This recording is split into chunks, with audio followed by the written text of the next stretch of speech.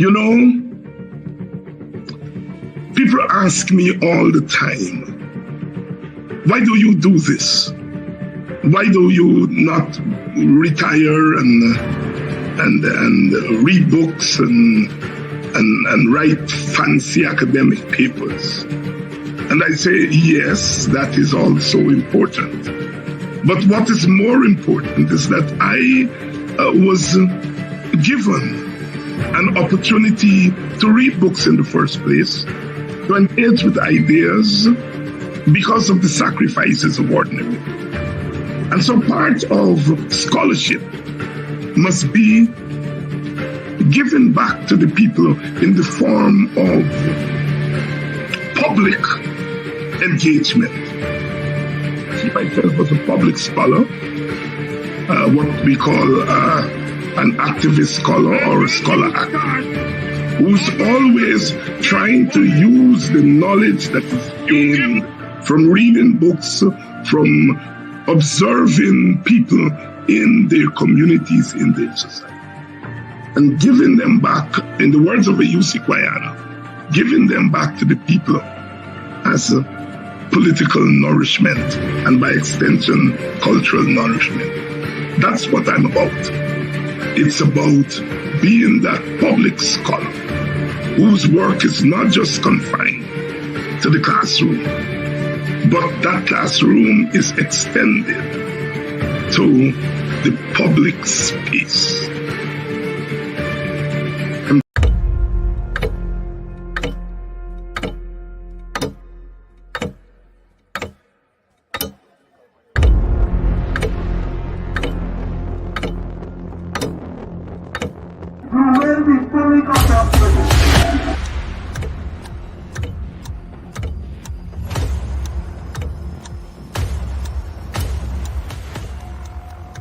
Mr. Watts, he's armed himself shots.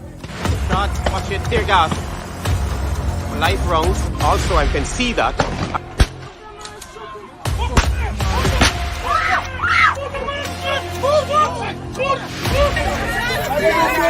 Just for Kwayana! The man is a boxer, man. Why can't put in a boxer, man, to do that?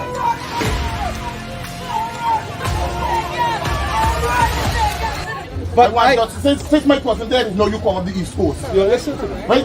No, you come up the East Coast. You listen to me now. You gotta listen to me too, man. I am listening to you. Right?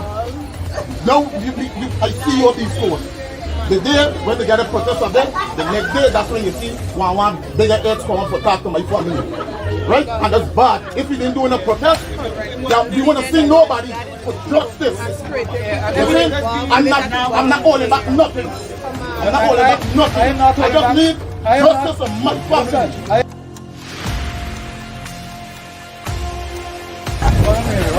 I get visitors all of a sudden.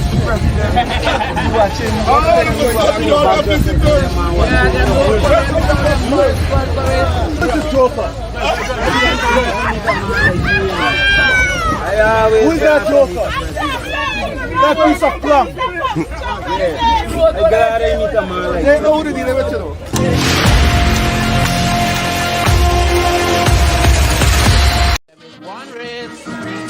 From the same place, that make the same trip, on the same ship. So we must push one common intention, it's for a better life in the region, for we women and we children. That must be the ambition of the Caribbean and the Caribbean and the Caribbean. If you hear that, black is beautiful. Black is beautiful.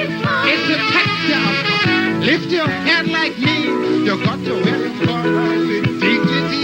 How it burns out. Black is beautiful. I said, sing it along. Black is beautiful. Say, I'm black and proud.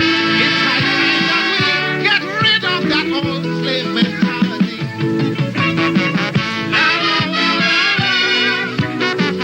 La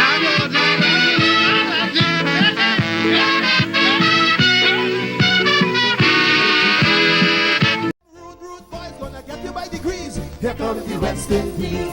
And when you're facing the generals, nearly every ball is a funeral. And when we battle, brother, go and put your men on the boundary line.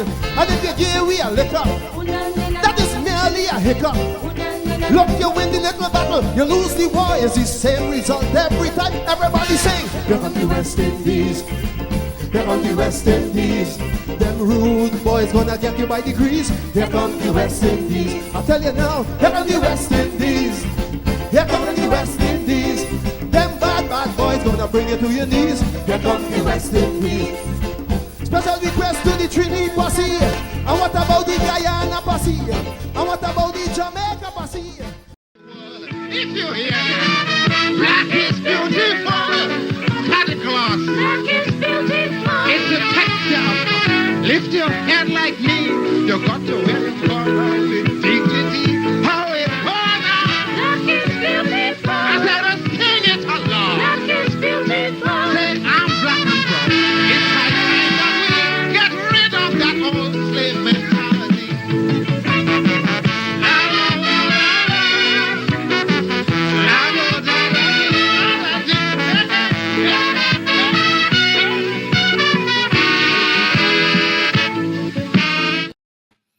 And good evening to you and welcome to today's edition of Politics 101, April 4, 2023. The poet Martin Carter talks about days in the distance, recounting his experience in the jails of the colonial masters. Today, April 4. 5 days in the distance, 5 days as a political prisoner, Takuma Ogunsi, 5 days as a political prisoner. We consider him a political prisoner because though he's out on bail, he still remains in the custody of the post-colonial state in 2023. As the brother emerged from prison, from the jail yesterday, he told Guyana that this is nothing new to him, nothing new to him. He died many times in jail. He died on the shores of Africa. He died in 1763 with Kofi and Akrebe. He died in 1823 with the Demerara martyrs. He died in 1834 with Damon. He died in 1838 as his four parents crossed the barriers between institutional unfreedom and institutional freedom.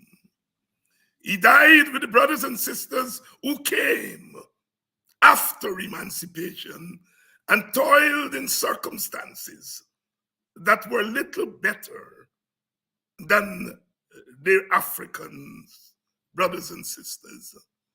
Oh yes, he died in the 1930s with Critchlow and others, as they took up their stance against the last vestiges of colonial rule.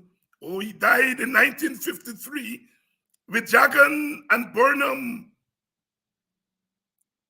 Janet Jagan and Sidney King, J.P. Latchman Singh, Ashton Chase, Martin Carter, Rory Westmas, James Phillips Gay, and others.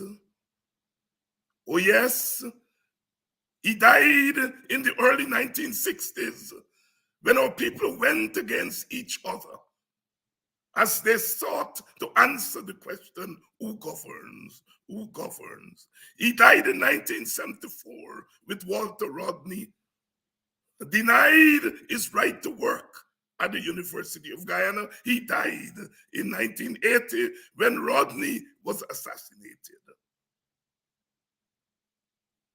He died with the Indian men and women who were targeted from Buxton in the 2000s, and he died with the African men who were targeted by the Phantoms in the 2000s. He died with Crummy Wing. He died with Ronald Waddle. He died from March to August. In 2020, as Guyana, on the eve of oil, fought its battle in the ballot boxes. He died with them. He died with the ballot boxes. Takumo Ogunsi is no stranger to death. Orlando Patterson called slavery social death. How many times can a man die? How many times can a man die? He died again a few days ago when Kit Nascimento, speaking for a certain strata in our society, called him a dangerous man. And we saw today Trinidad Ramphel, a giant in our times, endorse Kit Nascimento.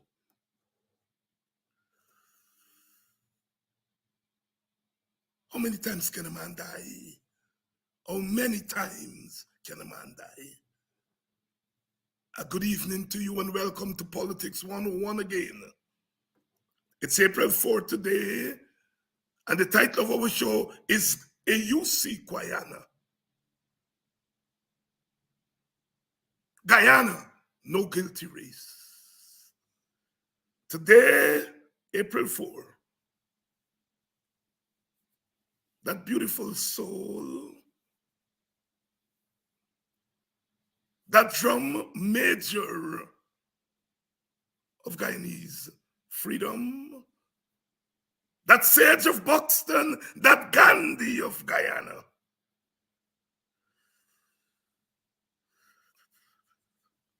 one who rang the bell so many times to call our attention to our now, our then,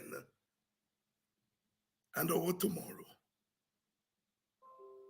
Sidney King, now a Eusi Kwayana, sits in a humble abode in Atlanta, Georgia, as he celebrates his 98th birthday. He's not a man given to big celebrations about him. In fact, it's only until recently that some of us decided that we were going to ignore his humility and begin to celebrate him. And even then, he wasn't comfortable. He is not comfortable. We didn't celebrate his birthday for decades. But today, we celebrate his birthday not to deify him, but to say thanks. To say thanks. When you would have lived 98 years, most of which you spent in the trenches, you get to hear more thank yous than others who might have exited earlier. On a personal note, I have said that I don't know where I would have been politically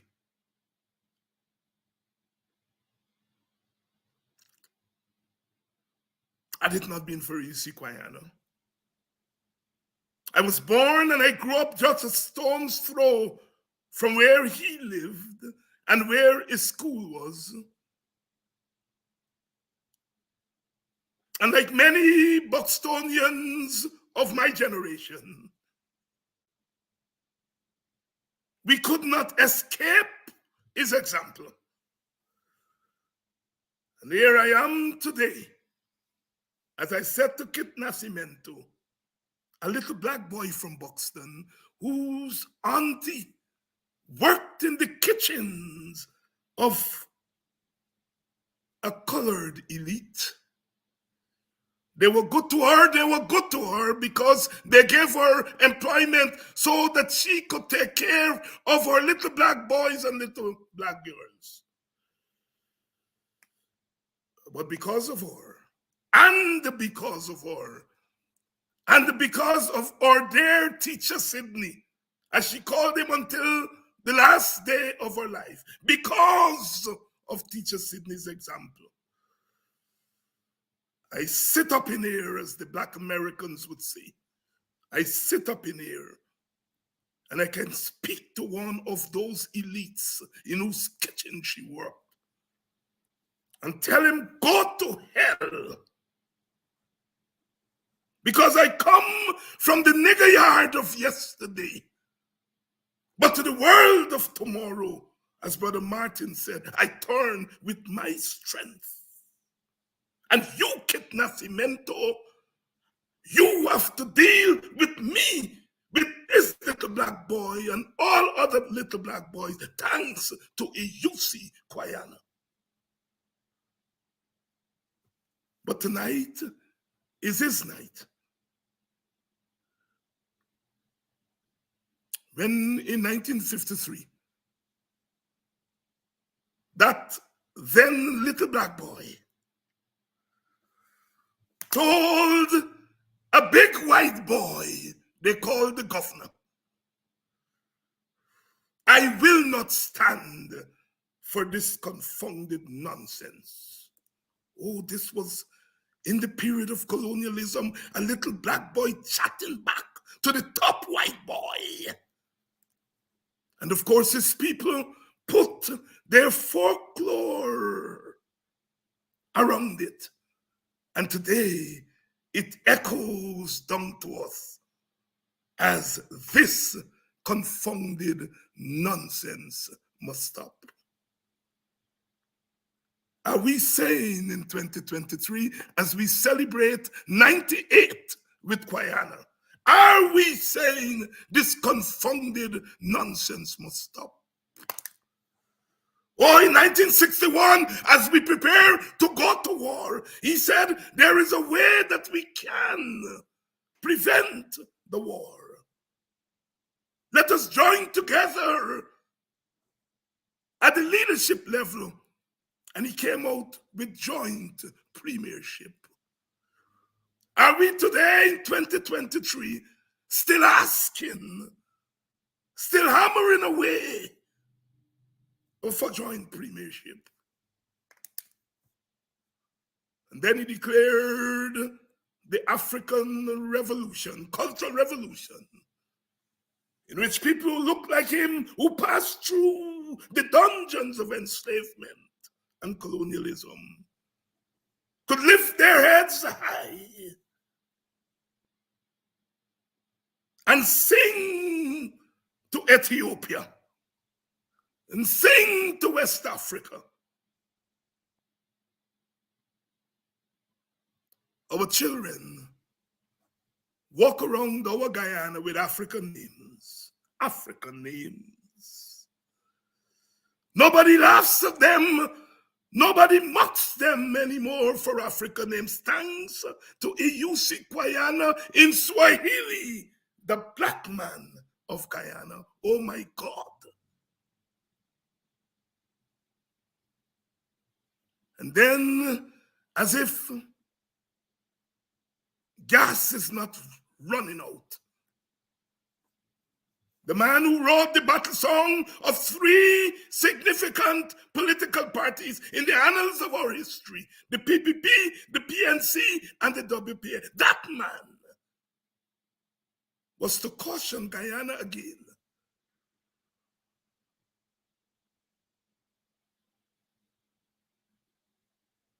Guyana, no guilty race. As they sought to make prisoners and take prisoners, he cautioned Guyana. Guyana, no guilty race. Oh, are we in 2023 cautioning Guyana with his words again?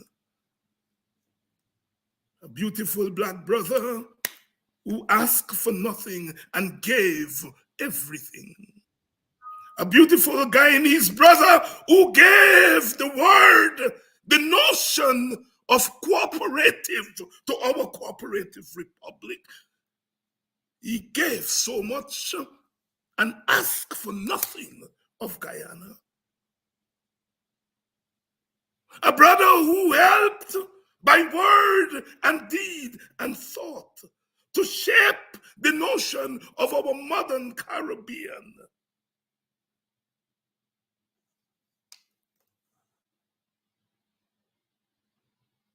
Multiple identities,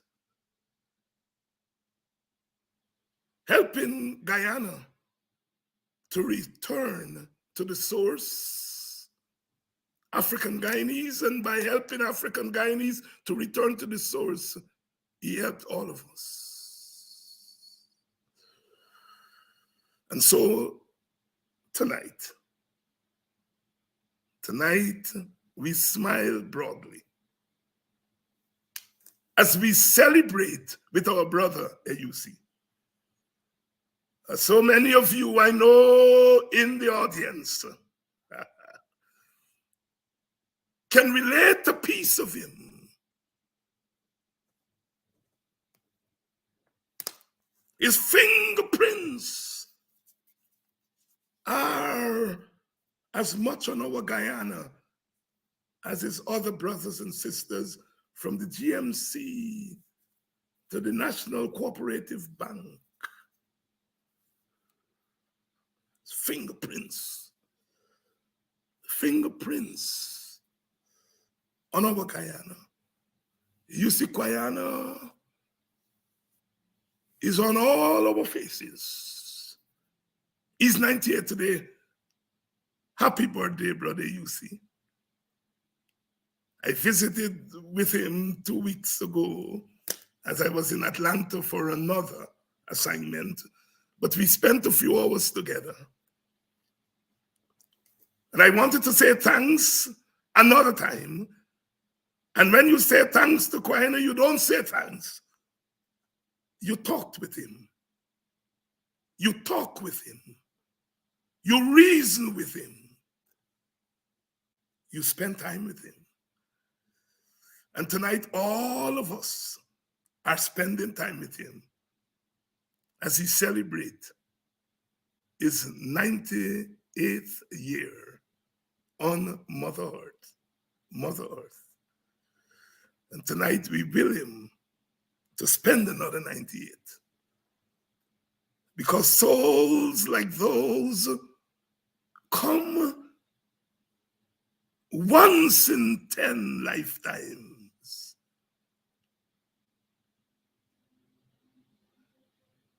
Once in 10 lifetimes.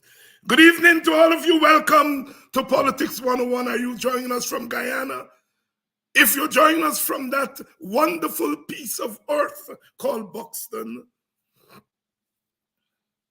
I only single out you tonight because Brother Eusi walked and continues to walk that piece of earth. Good evening. Good evening, Linden, which Brother Eusi wrote about when in the early 1970s, there was a quarrel over bauxite. And Kwayana wrote about Linden. Good evening, Linden. Good evening, East Coast. Good evening, Georgetown. Good evening to the wonderful people of Essequibo. Good evening. Good evening to all of you. Some of you I see, some of you I don't see. Good evening, West Bobis. West Bobis. West Bobis. God bless you. Good evening to the people of the Quarantine Union. Union. Number 50-something, as we would say. Good evening and welcome to Politics 101. If you're joining us from the wider Caribbean, welcome. If you're joining us from Brooklyn and Queens and the Bronx, welcome to Politics 101. Welcome. Welcome. If you're joining us from Canada, good night to you who are joining us from England and the rest of the United States. Sorry, the rest of Europe. The rest of Europe. Good evening. Some of you I know are joining us from Africa tonight because we are celebrating an African Guyanese West Indian man. He's as African as he is Guyanese, as he is West Indian. Eusi Kwayana. Eusi Kwayana. I want to thank all of you who, in this hour of denial, in this hour of liberation, in this hour of oppression, and this hour of turning back of oppression, constantly fighting to push back the oil is draining out of the nostrils and the mouth and the ears of those who have claimed it as their personal property. And those who lap it up are there as the guardians against people like me, who they think are dangerous men. What do they know of dangerous men? Who only dangerous men know the wisdom of C.L.R. James. I paraphrase him. We are dangerous because we are seeking to once again prevent the man of danger. Martin Carter in 1953 says, as who comes walking in the dark night time, whose boot of steel tramps down the slender grass. It's the man of death, my love, the strange invader watching you sleep and aiming at your dream as they do today. Brother Walter says, if I die, use my body as a barricade for the revolution, because the revolution is permanent and constant. Brother Eusi Kwayana continues to be a barricade for the revolution that we must fight to trigger something that is fair and just in our society. Something that gives to all God's children their just reward. When I read Sonny Ramphal talking about one Guyana and not talking about one equality and one equitability, I ask myself, am I ready to go off into the sunset, or must I stay to help sober up the drunken, those who are now drunk on oil? Good evening. Welcome to Politics 101. We're going to talk about Kwayana tonight, but you all know me. I've got to give the sermon. We're people of sermons. Because we are constantly answering the question what it is to be human. I say here always, politics is not just about vote. It's about what it is to be human. The humanity of the ordinary woman, the ordinary man, the sufferers, those who must get up every day and wonder whether there is a Jesus Christ coming back to turn one fish into multiple fishes. They say that I foment racism. They say that I foment race hate. I, the son of the worst victims of racism. Racism was created to deny my humanity. But because I cry out with a black face, they scorn me. They point the racist gun in our direction again.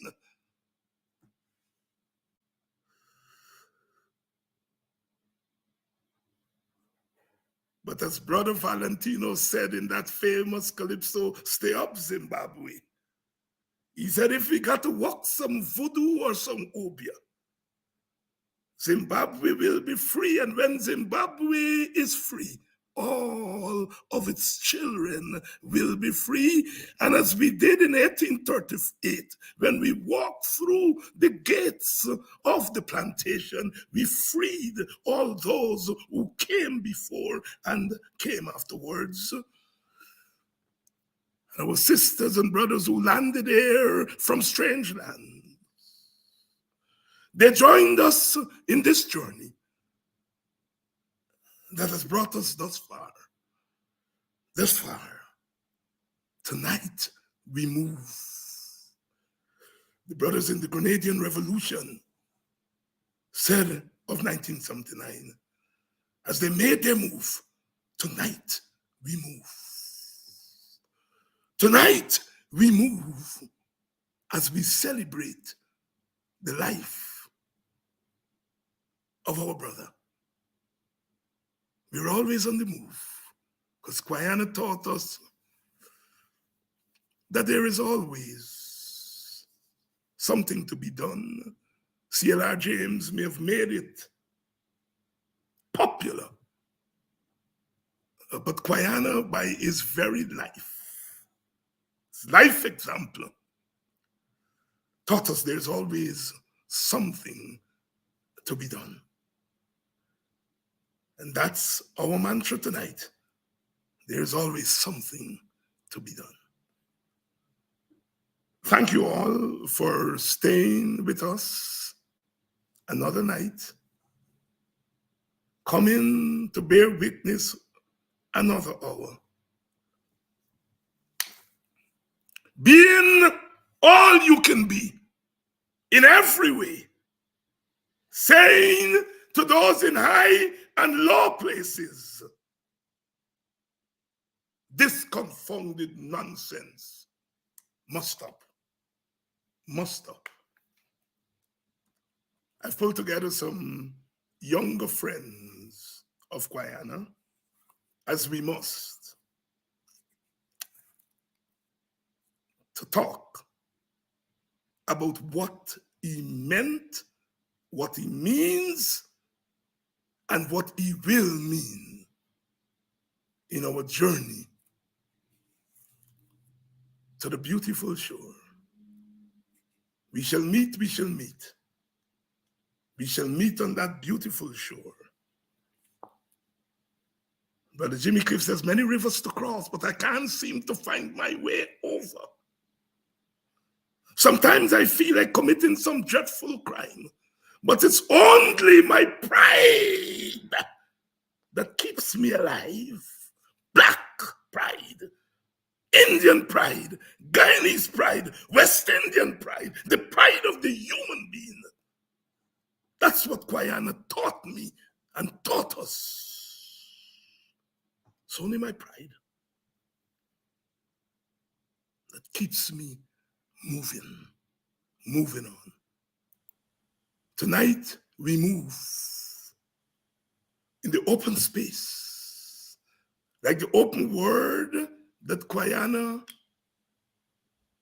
edited, and I put that in quotes, like the New Nation he edited, like the Day Clean he edited, like the thunder of the PPP in the 50s, in which his words rolled off like butter rolling off a hot frying pan, like the quill of Nasi. And I know I get my brother Nigel Westmus for that one because I think he remembers. He's the memory man. He's the archivist. But I think I get him with the quill. Nasi paper. But I may not. Welcome to Politics 101. I have some friends of Kwayana here tonight, brothers. I tried to get some sisters, but they all couldn't come on at notice. I want to welcome two persons who are not regulars on Politics 101. Rohit Kanai. Welcome, Brother Rohit. Thank you, David. And Rohit is a long-standing member of the WPA. Nigel Westmus, whose name you would have heard because so many times I had to mention it. I mentioned Rory Westmus. His uncle, famous uncle. I mentioned his father, famous, worked with the PPP because Yuri Westmus, Nigel's brother, always get under the skin. And so you all will know of Nigel Westmus. Professor Nigel Westmus, good evening, my brother. Good evening. Thanks for having me. And of course, Dion Abrams, whose face and words are imprinted on the present. Dion, welcome. Thank you, Dr. Hines. Happy to be on the program this evening. Thank you all very much for coming on. And let's start with some personal reminiscences of Kwayana. You can't, a lot of time we talk about the political, and we don't always talk about the political within the context of the personal, you know, feeling and touching. You know, someone who was close to me for almost 2 decades would go pick up a Eusi at nights and take him home to Buxton, and she would do it religiously. And the rest of us would say, well, you know, you're helping doing our task, because that was the task of many of us. And she said, well, you all can talk about the task because you all grew up with he.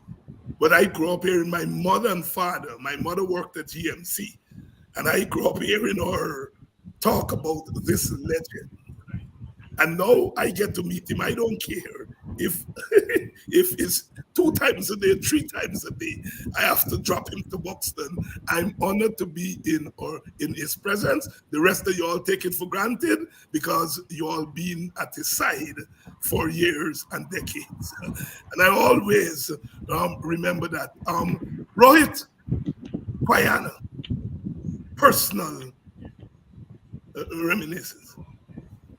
David, Kwayana is responsible for the 4 of us being here together. That is his genius. That the 4 of us can pay tribute to him and thousands out there.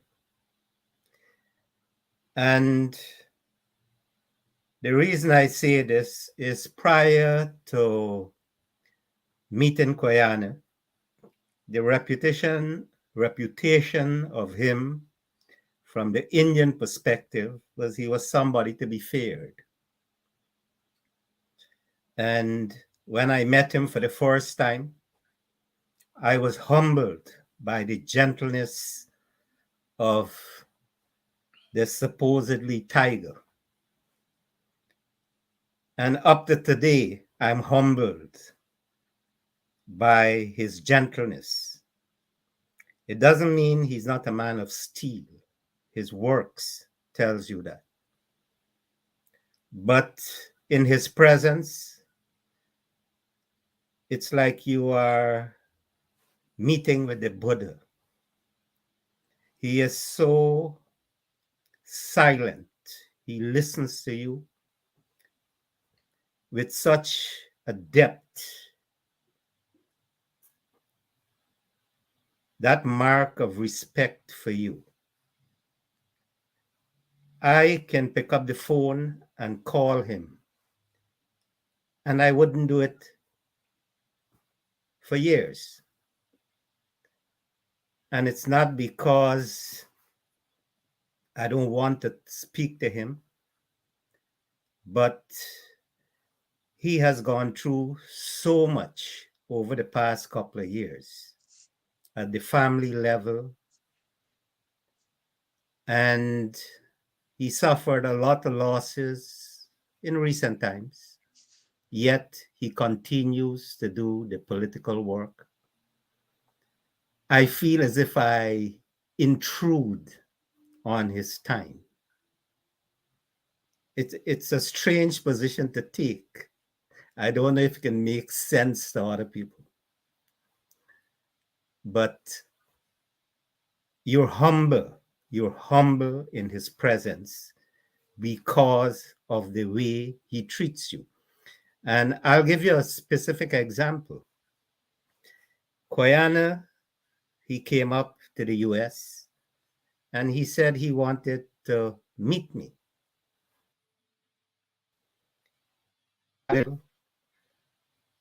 A humble situation. I didn't have space for him. I tried my best to dissuade him from coming to my home. And he wouldn't take no for an answer. He came and slept on my floor. That's what he did. This is 1980s. He slept on my floor. At the time, we didn't have much furniture. I told him, sit on my bed and have a meal. He refused to. He said, that's a desecration. So I don't know what sort of human being maintains that level of consciousness. It doesn't make sense to me.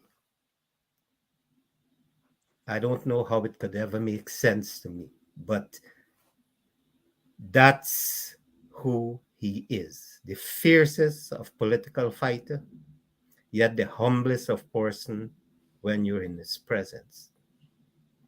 And the fact the four of us speak together, committed to his vision of racial unity,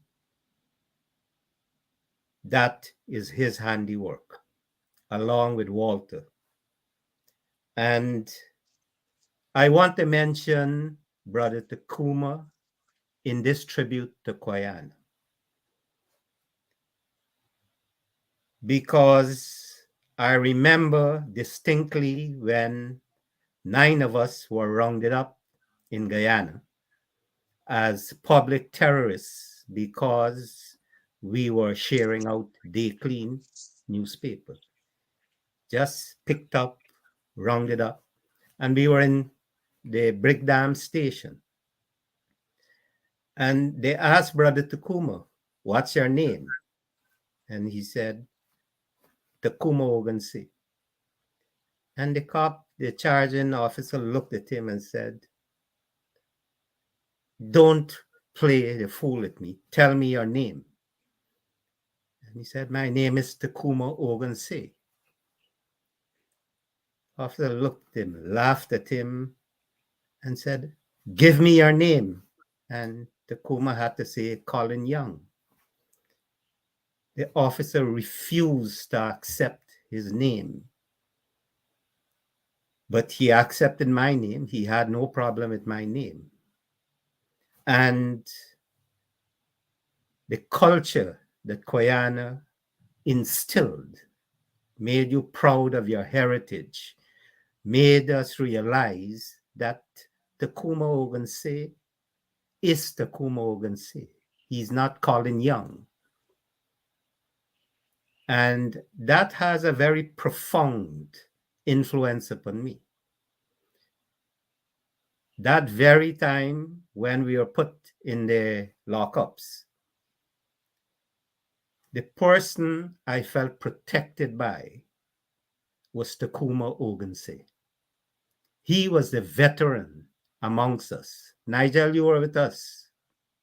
Yeah. Right? But Yes. somehow I felt protected by this brother. And we have kept a relationship for 40 years. And when I came to Guyana in 2014 to give evidence at the Walter Rodney Commission of Inquiry, Takuma Ogunse was with me to make sure I was in my home safely. He was protecting me every second of the day. That for me is an expression that we have to respect each other. And Kwayana, in my estimation, set the stage for that and has held me in place where I am up to this day. Rohit Kanai, WPA member, is reminiscing on Kwayana and his meaning. We'll come back to Brother Rohit. We'll now go to Brother Westmas, Brother Nigel Westmas himself, a long-time WPA member, Brother Professor Westmas, Eusi Kwayana, and his larger meaning. Thank you, David. Rohit says it all in a certain way. One aspect of Kwayana, the gentleness. Wilson Harris wrote one time about the group of great Guyanese at the time, Martin Carter and others, Cherry Jagan and others who were in small groups. And he said, when Kwayana spoke, you had to lean forward to hear. He spoke so softly. And as Rohit said, that softness also has steel. And he's been through so much throughout time, from the time of the early 1940s all the way to the present. And Rohit has explained very, very well what humanness means in terms of Kwayana. I just want to briefly state that I also encountered Kwayana at the WPA office daily.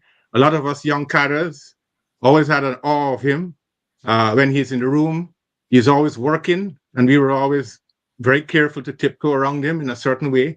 We always had sometimes pretending to work because he's such a workaholic that if you're hanging around, it looked as if you're wasting time.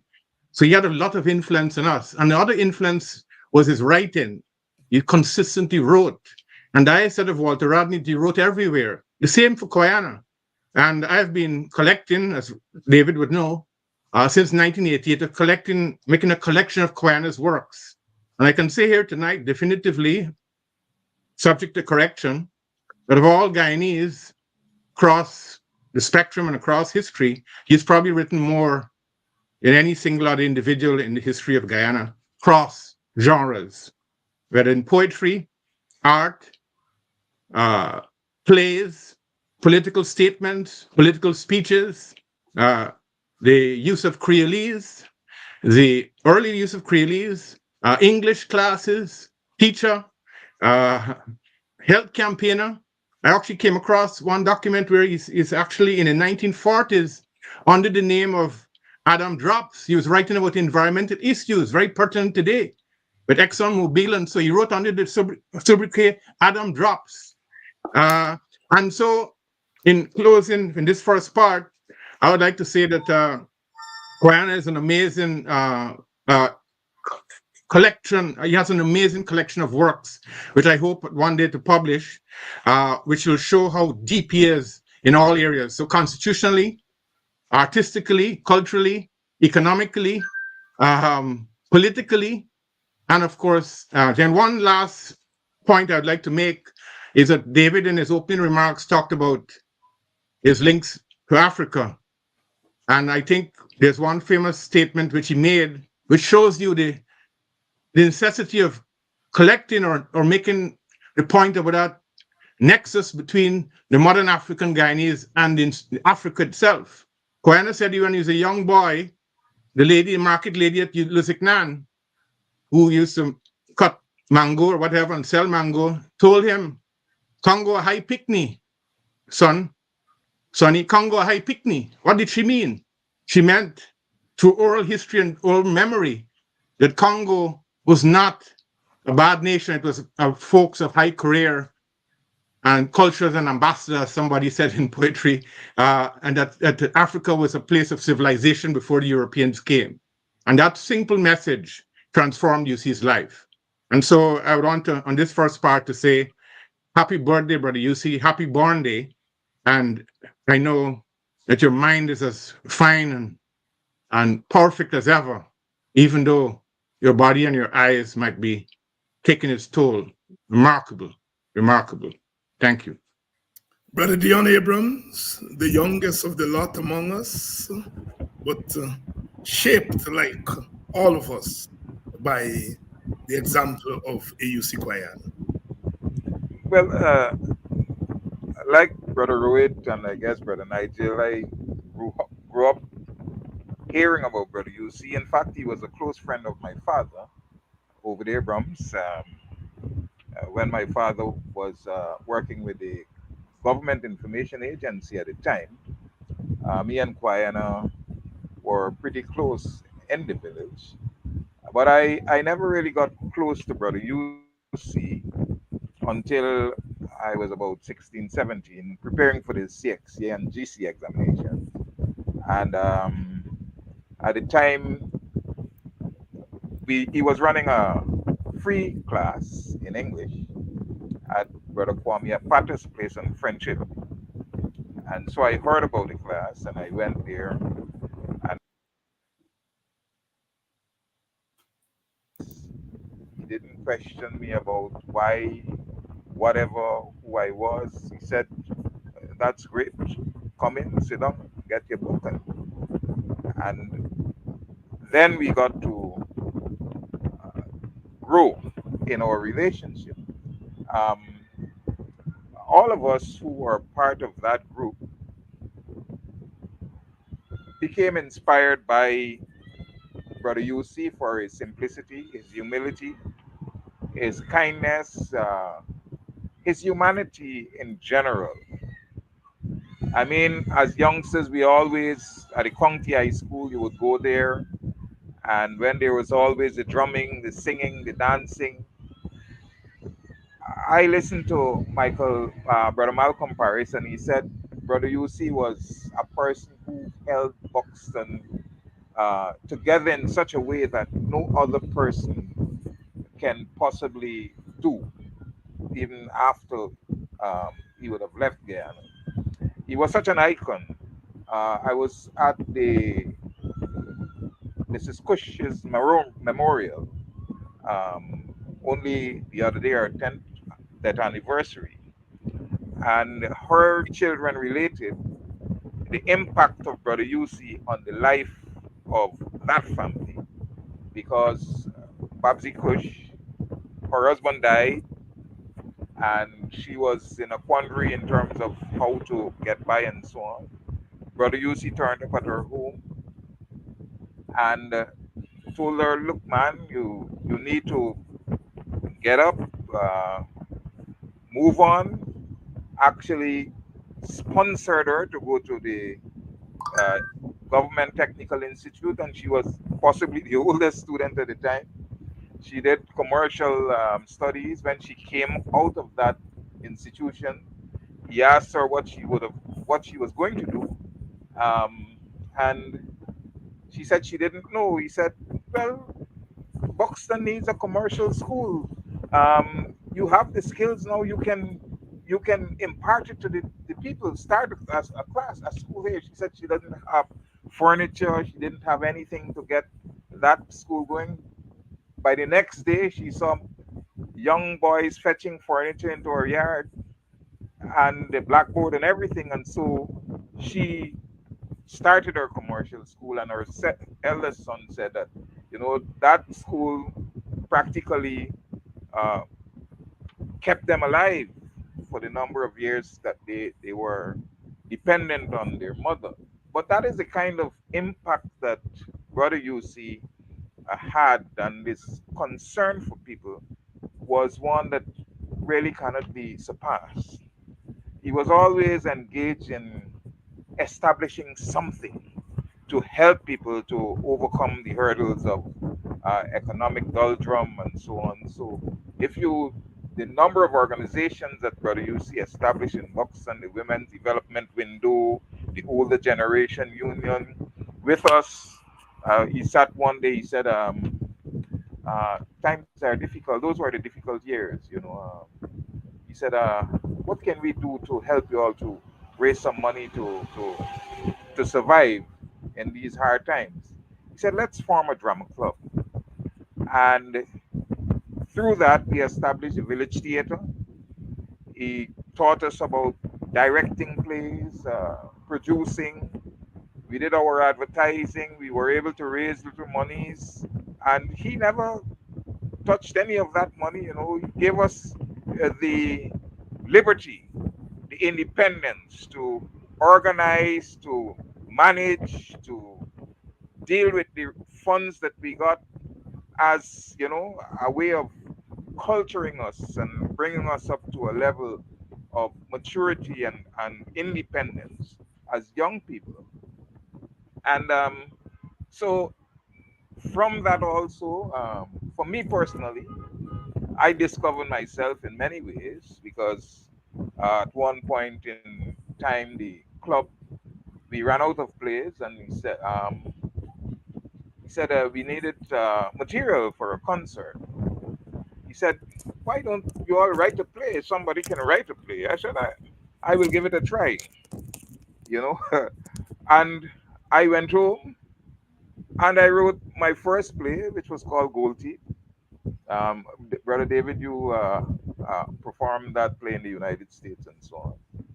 And by that, I discovered my ability to write poetry, to write plays, to write all kinds of stuff. It was through Brother Eusi. His teaching of English is so phenomenal that, I mean, I was able to get a grade 1 distinction in English through him. I've heard other people speak. One man said that he wrote English. He was living in Georgetown at the time. Can't remember the guy's name, but he failed. And people recommended Brother Eusi to him when he came to Buxton.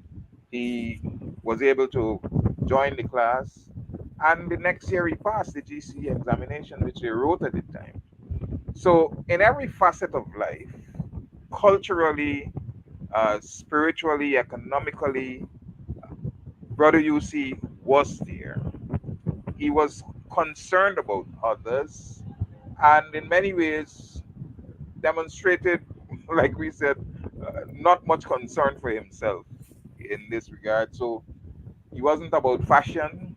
We joked a lot about his briefcase, which was a salt bag, which he had by his side. And Nigel liked also to laugh at and talk about Brother Yusi's briefcase, how and his simple sandals on his feet. He was never too fussy about anything. And the impact of what Brother Yusi did culturally, we sometimes don't imagine, because I went all the way to uh, the Quarantine and West Coast base and all of the villages. I was doing some writings for uh, now former President Granger when he was producing the Emancipation magazine and so on. And people in Union and Trafalgar and all those places told me that the revival of the African spirit and culture in their communities was through Brother Yusi. So the organization that he established, Askria, what touched cross country. And in many regards, like Brother Rohit said, inspired in African Guyanese that spirit of um, understanding themselves, being proud of who they are, so that the names that came about, Takumo Bonseo, my son's name Kwame, and all of these things, people begun to understand themselves and to recognize that they were human beings and that they were equal to any other. We cannot really, you know, say, uh, give enough praise to Brother Eusi for what he has done for us. And that is Dion on his Abrams, 90th birthday. I want to say happy birthday to him. happy birthday to Brother Eusi Kwayana and so many of you in the audience tonight in large numbers, wishing our brother happy birthday. Nigel, let me come back to you because Kwayana's made so many political statements, but the one that seems to renew itself generation after generation is this confounded nonsense must stop. And we were chatting, you, Rohit, and I, before the show began, and we said that none of us has really taken apart that statement and what it means within the context of anti-colonial, anti-imperialist, and anti-dictatorial rhetoric. You know, the Nigel, you would know now in academia, we study rhetoric, the rhetoricians, people who study rhetoric. I'll start with you and then I'll go to Rohit and Dion. This confounded nonsense must stop. Put it in its larger Guyanese political context. Well, thank you. You hinted at one aspect of it. I think the statement, as you correctly point out, was never really profoundly analyzed in its context when he made it. But he made it in the context of a governor. He made it in context of a colonial state, and he made it in context of an African Guyanese in a polity or colonial polity that previous to that, very few people in quote unquote civil society would challenge the governor on such a level. It's not that people did not challenge the colonial system, of course. You mentioned at your outset 1763, 1823, the Indian Guyanese riots in 1896 and all through. The 1834 Damon Revolt, there were expressions of fights in 1856 and 1889, the Sand Bread Riot, expressed against the colonial state, but also expressed against other ethnic groups. But generally speaking, that term, or to use that against the governor, was expressly, not formally perhaps, but forbidden. And so when Kwayana did it in the context of the 1950s, it really shook the political spectrum. And it probably was reported in the press, and that created another groundswell. And of course, as you mentioned, it also has an aura of as rhetoric and metaphor in Guyanese context. I just saw somebody post below your screen, one of your viewers, that Kwayana was supposed to be in the governor's house and then somewhere else at the same time. In WPA's time, people would swear that Kwayana reappeared as a bat. So there was a lot of that aura. And so when he mentioned that word, it both challenged the political system, but gave him a kind of an effigy of somebody who could stand up to the system. And even in a context where the PP was active at the time, confronting it, that statement went further than anyone else.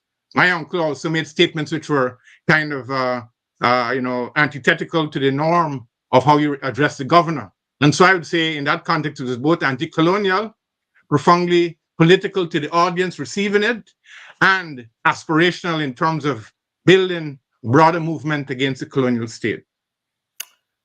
Profoundly put there by Professor Westmus. Sister Karen from Golden Grove talked about her mother there, telling them that Kwayana would appear and disappear. And as a boy growing up in Buxton, that was very much part of our thing. And, I remember the boys would be gambling at the street corner and, licking the car. They will in you, all you brother, you see. They would stop in mid-word. The aura. that Kwayana had, and that statement I think was very important. Brother Roy, this confounded nonsense must stop. I think Kwayana did give us a hint in that video you sent me, Nigel, that Kwayana was very, very impressed by Gandhi. And there was the image of Churchill and Gandhi. And I think that statement emanates from that imagery, this mighty Churchill versus this simple man Gandhi. And Gandhi stood up to him. And I think that made a vivid impression on Brother Eusi. And I think it flows from that sort of thinking, speaking truth, the power, as he has repeated that phrase so often to us. So I think it has its origin in that. And as a matter of fact, I was looking at Brother Takuma and all the powers that be that has ganged up on him. And I put it, this simple market vendor in their eyes, they have no understanding of that brother, the struggles he have gone through, and how he has stood up to alongside Walter, and they think they can intimidate him. I don't think they have a clue that this simple man can stand up to this imagery of the power of a Churchill. Let them behave like Churchills. And I think that's the inspiration Brother Eusi got it from. He behaves, as I said earlier, in Gandhian fashion, but he would take on the British Empire and brought it down. Before I go to Brother Dion, Nigel, you would remember, I was trying to remember the name of the fellow. The fellow that referred to Brother Eusi as a country bull because Brother Eusi dared to take on the governor. This confounded nonsense must stop. He didn't, as a minister, move to Georgetown. He would stop with the government car, and he often reminds me that that's the only car he ever had or drove, and pick up the ladies going to market with their chickens in the morning with the government car. And one of the high life person who had a magazine or paper at the time referred to him as a country boor. Remind me. Yeah, my memory fails me of the name. I know you're talking about, not Ratgiver, but there's an official who did make that statement about Eusi.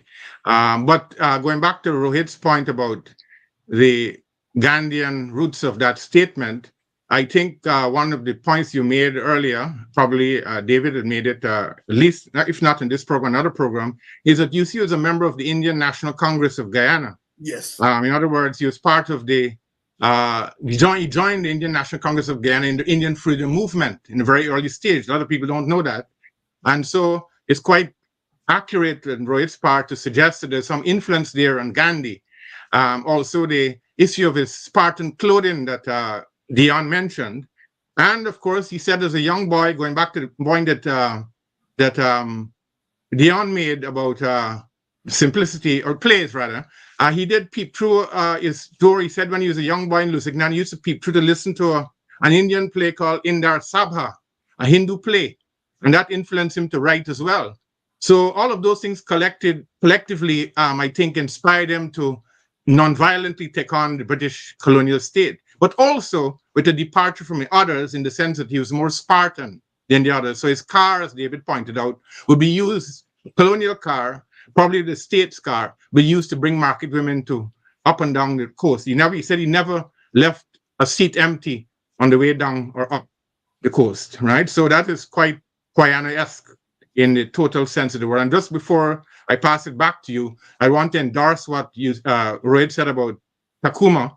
When I saw the shackles and I saw the simplicity of Takuma's courage, it's been there all the time. I remember Takuma taking a karate type of movement at Border Green against about 5 police officers to free us from encirclement.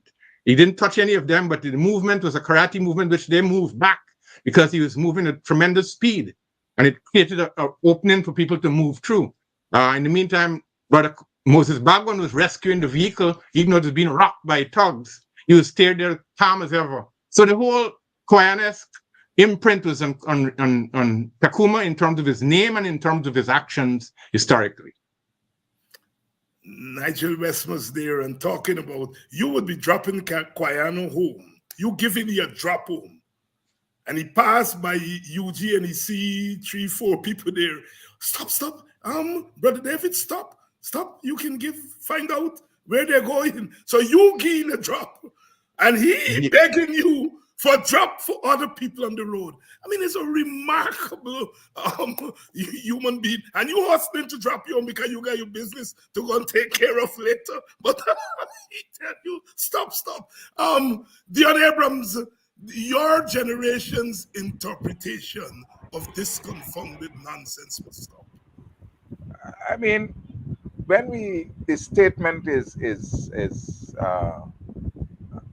sounded, I mean, the older generation, my aunt and so on, when they spoke that statement, it brought with them some kind of, you felt the energy, the pride, it made them somehow feel liberated.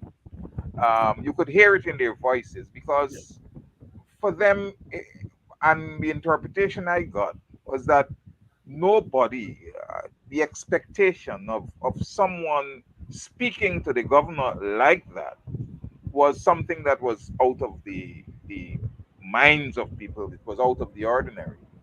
And so when Brother Eusi did that, it brought to the entire struggle at that time a sense of power, all right, which people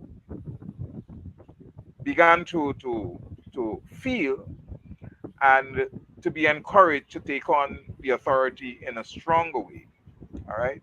And so it became a kind of chant for people, so that every time they're confronted with something that was, against them by the colonial authority, the key, the catch phrase or sentence, well, it's a sentence, is that this confounded nonsense must stop.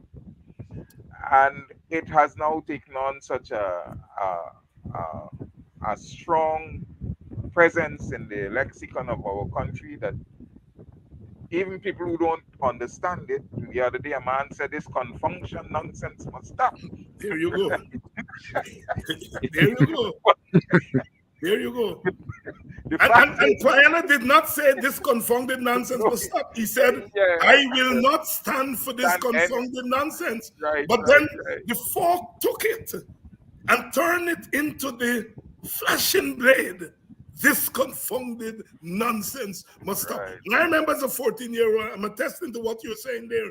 When my aunt realized that I was getting very close to Brother Eusi, she gave it her blessings, and she said, always remember, this confounded nonsense must stop and what it means.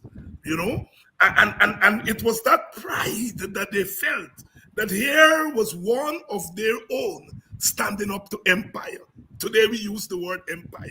Standing and I think in modern Guyanese politics, modern Guyanese political history, that statement, I think, in a sense, sums up the fighting spirit, as Kwayana would say, the fighting spirit of the Guyanese people across racial and social lines. Let's move to Guyana no guilty race, because I think that aspect of his thought, that aspect of his praxis is particularly relevant today. And I'll start with you, Rohit. Guyana no guilty race. What is Kwayana saying to us that is of relevance to our journey? I think the message is at 2 different levels. The concept of a guilty race does not make sense from a historical perspective. We are creatures of circumstances. We evolve within the environment of which we are part of, and that shapes us.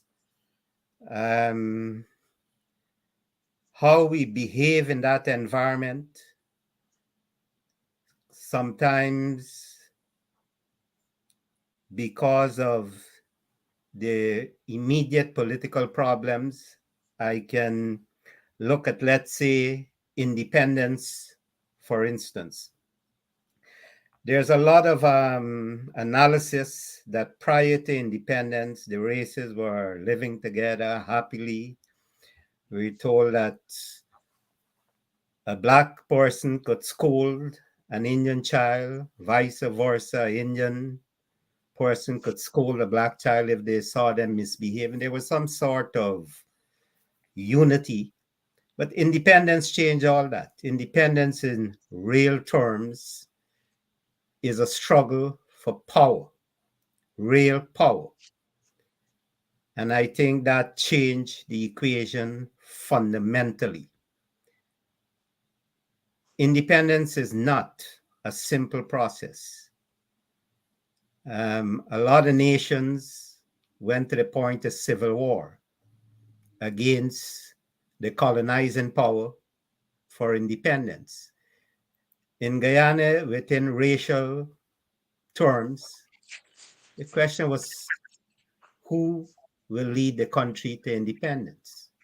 And the struggle from the 50s, the late 50s onward, was precisely for a new ruling class to emerge who would take the reins of power from the British, the colonial power.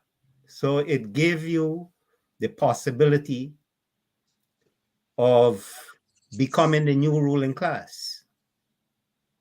And I think that set the framework for the struggle between the races. There were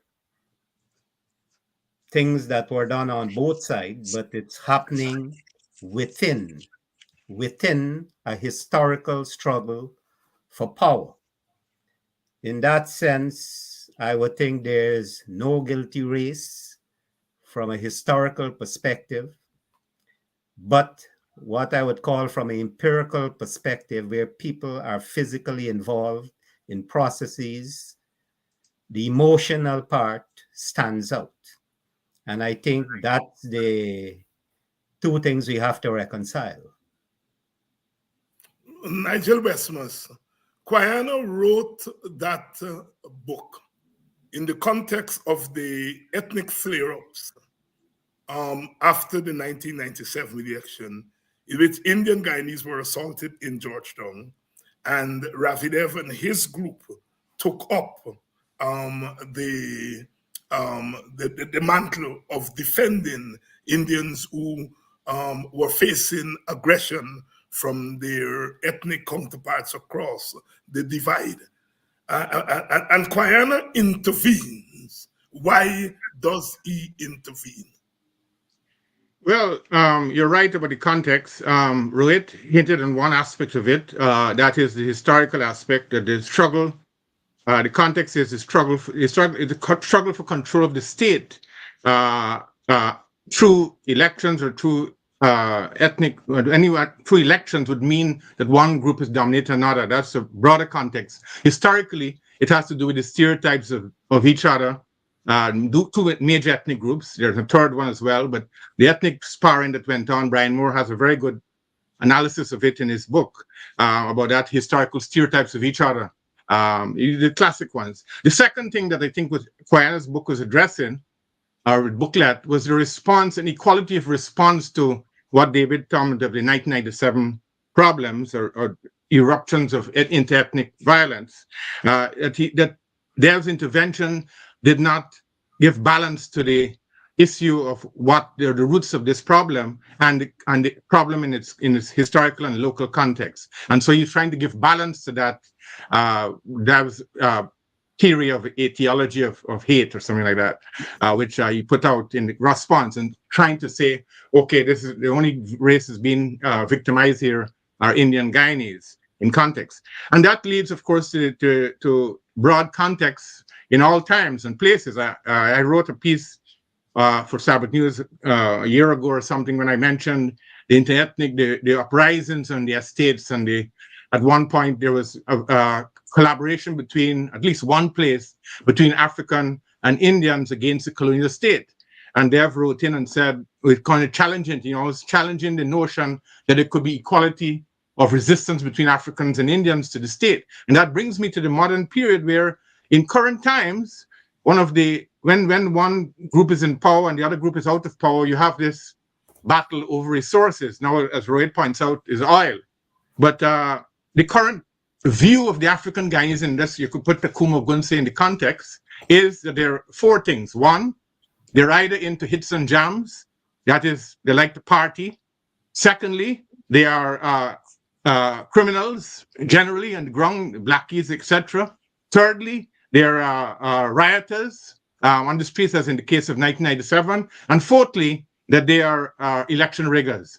And only good, quote unquote, the only good Africans are those who either join or part of the apparatus of the PP state. And that is the current iteration of that whole issue of guilty race. And the same thing applied in the 1970s and 80s with a Burnham state in power and Indo-Guyanese struggling for survival, and Walter Rodney entering it and trying to, in the context of Africanize, humanize the Indian Guyanese. And so that is what I think Kwayana was doing in that booklet, trying to give parity and balance to the history of ethnic division in the society, historicizing it, but bringing it into the present. Bringing it into the present. And I remember so many things about that booklet, but one thing stands out to me is Kwayana bringing to the fore that while Indians were being beaten on the streets of Georgetown by Africans, they were Africans who were protecting and rescuing Indians from being beaten, giving a larger, more nuanced context to ethnic contestation, which we confine to the political level, but don't really take into its human level. Because what he did was to humanize our political landscape, to say there is political contestation, but the humanity is there, that an African could see an Indian being beaten by his brothers and sisters at the level of politics, but it's his humanity forces him to stretch forth his hands and wrap it around his Indian brothers and sisters. For me, that was powerful because it escapes the normal political eye. Dion Abrams, Guyana no guilty race. You are on the platform now, and you are part of the fury, which in a sense is seeking to reconstruct the notion of a guilty race. What we have to focus on is Kwayana's honesty as a politician. Well, he always says that he's not a politician, but a lot of his thoughts and his ideas are based upon his being one of the persons who we can say is honest about any political situation in Guyana. And it comes from his understanding of history. Like Nigel would have said, it comes from his participation in the process of history that we talk about today, the 50s and the 60s and so on. And I remember, because just like he was branded as very racist, when you go to the Indian communities, when you talked about Kwayana, there was this fear. Similarly, in the African community, when you talked about Chedi Jagan, it was basically saying that this is a racist man, we cannot tolerate him and so on. And there was that deep division. But the honesty in Kwayana, because for me it manifested itself when at a lecture at the lessons place where we would have these frequent discourses on historical and social issues, he was pretty forthright in saying to us that even though we blame Cherry Jagan for Apanjad, that it wasn't Cherry who started it. I can't remember the name of the guy that he mentioned, but he Debedin. said it was this. What's the name? Daniel Debedin. David? Yes, right? Evident. He said this is the person who really pushed that thing, and it came to be a stain on Cherry's back. But he wasn't the person to hold it, because some people would have kept that to themselves because they felt that having that brand on Cherry was something that they could have thrived upon. But that wasn't Kwayana. You see? So when he comes up with this idea of no guilty race, it comes from his understanding that every race in the society would have contributed to where we were at that point in the 1997 period. All right? That it's not something that happened overnight. It has its historical context. It has its the sociological and every other thing that was into play, and it brought out his honesty, and it basically was a lesson to people like Dev and them who were pushing a line, that as Nigel said, even the other day when Nigel wrote that piece on James Orr, in relation to the St. Bread riots, Ravi Dev came out trying to push the idea that Indians were not involved in that. So he has a notion that is always suggesting that certain behavior patterns are only to be attributed to African people, that Indians are not riotous and all these things. But his honesty can never reach the level of the likes of Brother Eusi. Thank you very So much, there. that's that. And just to add to what you said there, Brother Dion, so far as I know, and I think Nigel and Rohit would support me in this, Kwayana is the only public person, political person, who has ever apologized for a mistake.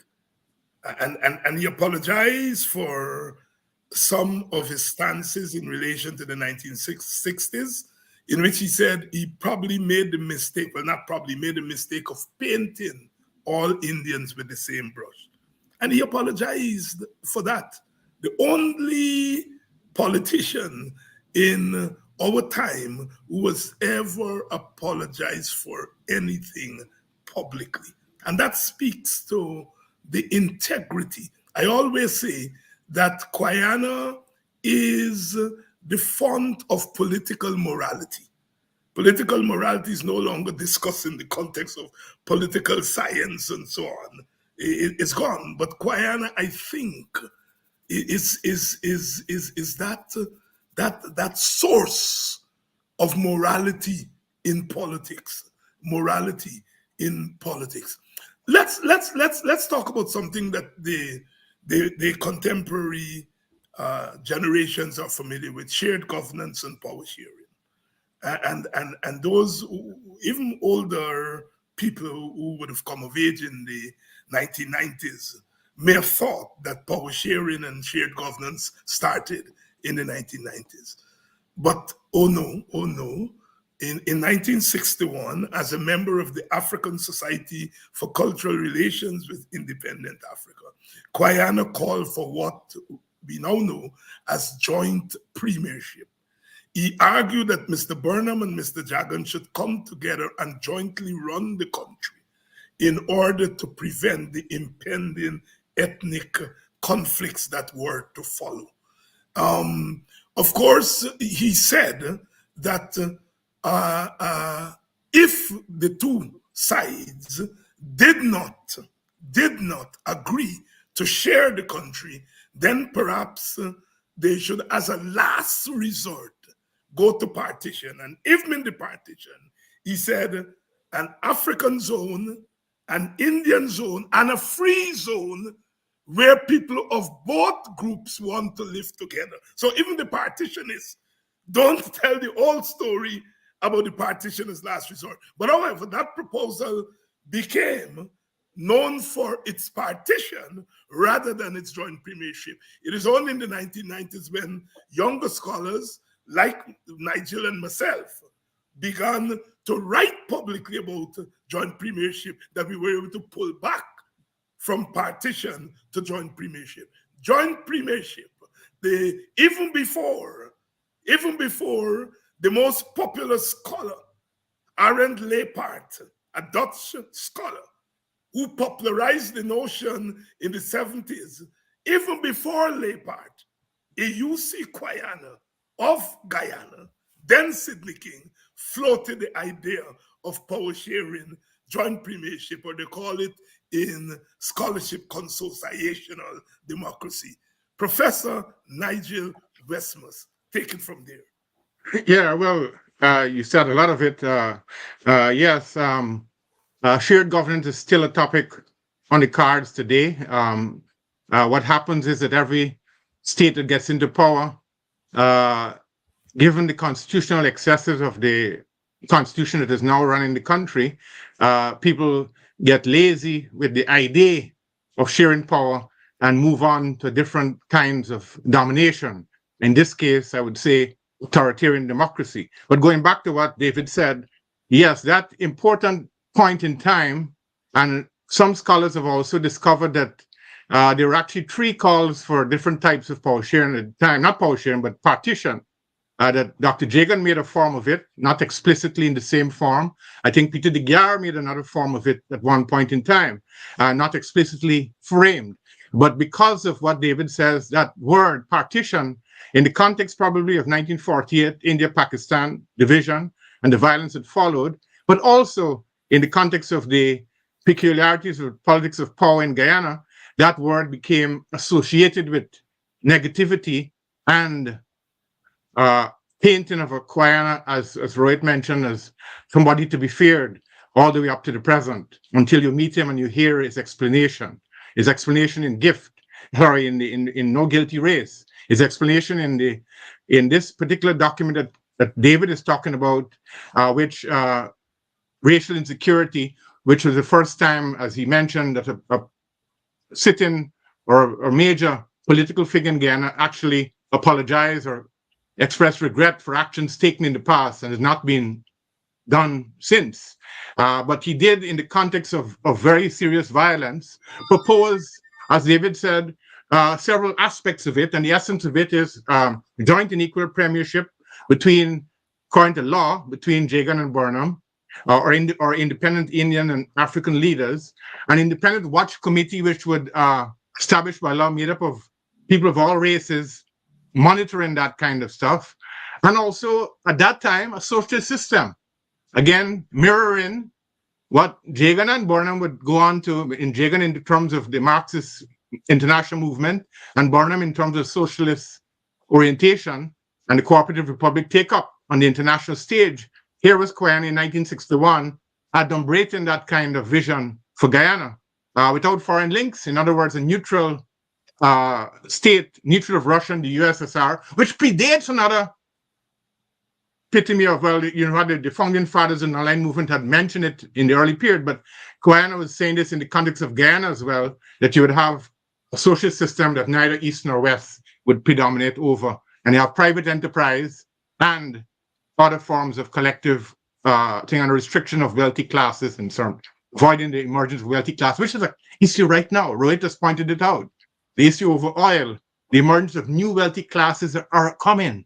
What will it mean for the country? Will it be split apart? Will it be, can it be harnessed for all Guyanese rather than for only one group of people? And that is the big thing.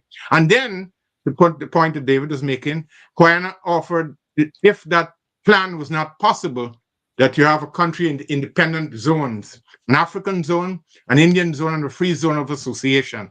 And if all that failed, then you have partition, right?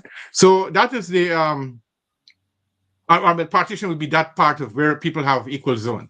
And that is the essence of the project. And of course, because our history is written and how people use the narrative, Kwayana has always been besotted or attacked for that word partition and not the historical context in which it was made and the great division in the country at the time. And, subsequently you have, I see Ralph Ramkaran writing about the essence of serious power sharing arrangement, or the talk of it in the 1990s and 2000s, when the country was wrought by ethnic division as well. All sides were talking about some of the same forms that Kwayana had adumbrated long before in 1961. Thank you very much, Brother Nigel Westmus. I know we're running long time. So, Dion Abrams, Kwayana as pioneer of power sharing and shared governance in Guyana. Well, you see, Kwayana was a thinker. He watched the world and he learned from it. Brother Rohit did mention that, he talked about the photograph with Churchill and Gandhi and so on.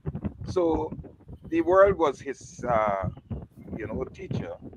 And he brought that understanding of what the world was offering to the situation here in Guyana. And I think he was far ahead of the others of his time in this regard.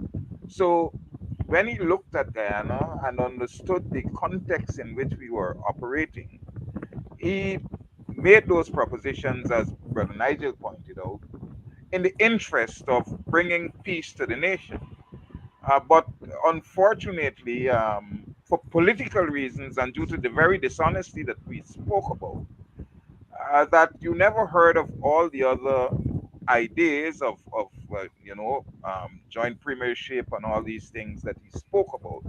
All you heard about, and this was touted at all the meetings in the East Indian communities, that Kwayana want to divide the country. So it became a political tool for those who basically wanted to, in a sense, keep the country divided. And to make Kwayana something to be Scapegoat. disparaged and all of these things, right? Without giving people the truth. And Kwayana himself, had explained. On public television, he always pointed out that I made a statement for partition as a last resort. I went to several fora where he pointed that out, but people never looked at the other aspects of the proposal that he put forward. That was their sole focus, and it was sad. Rohit, can I? David, I think when we talk about the historical process, I want us to look at India particularly when the question of independence led to the ripping apart of India. Now, that wasn't simply the will of the population, their leaders. That is a whole historical process unfolding almost as if the human factor, even though it is the human factor at work, seemed inevitable as it tore that country apart. So how do we rationalize that? Do we say that this process could have been different? Or do we accept that history is exactly that process? So there was a lot to learn from that 1947 event in India that led to the separation of India and Pakistan. And you can actually see Guyana going through that process. Now, there is something about oil I want to make clear. It's not like the bauxite industry or the sugar industry where human labor is involved. This is where a check, a royalty check, is being handed to you in billions of dollars. So if it's not part of a labor process, then what are we using to apportion that oil wealth? What is the claim on that check? Do you understand clearly what I'm saying there? Yeah. This is a formula for murder. And we better address it now, seriously, or we are going to relive things in our history. We don't want to go there, but it's the same struggle taking on new forms. How do we share this country equitably? And what is the decision-making process involved? Because Jagdeo just said he is not ready for power sharing at some later date. Now, a later date is too far down the road. And we have to be very, very careful. So the response to Brother Takuma is that he has put that on the table and they don't want to deal with it. They don't want to deal with it. Rohit Kanai, Nigel Westmus, Dr. Nigel Westmus, Dion Abrams, the WPA stalwarts here tonight talking about Eusi Kwayana and his role in the Guyanese independence journey, independence project. Kwayana was, of course, a legend, and today is his 90th birthday, 9-8. He is spending it, of course, with his family, and sometimes we don't mention family. Kwayana has always been a family man. He could not be a community man without being a family man. And his children have embraced him as the legend that he is, and sometimes stand between his humility and the rest of us who want to celebrate him. They, I think, his children understand the reason and the importance of bringing Kwayana always into the public space. Tell you all what I'm going to do. For the month of April, each week I'm going to do one show on Kwayana.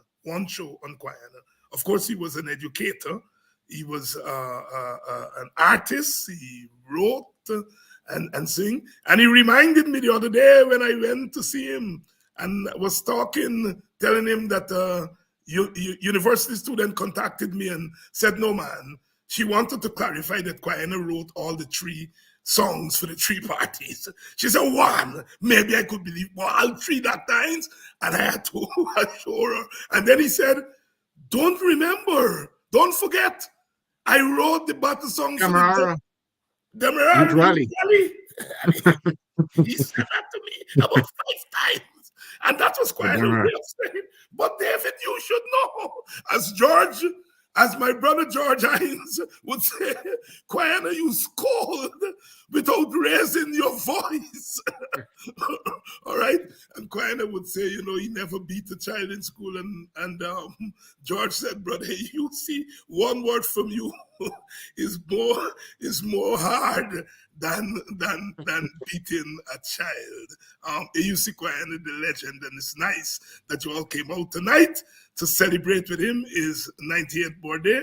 And we are, of course, I don't know whether he's listening. They were trying to get him to listen to the program.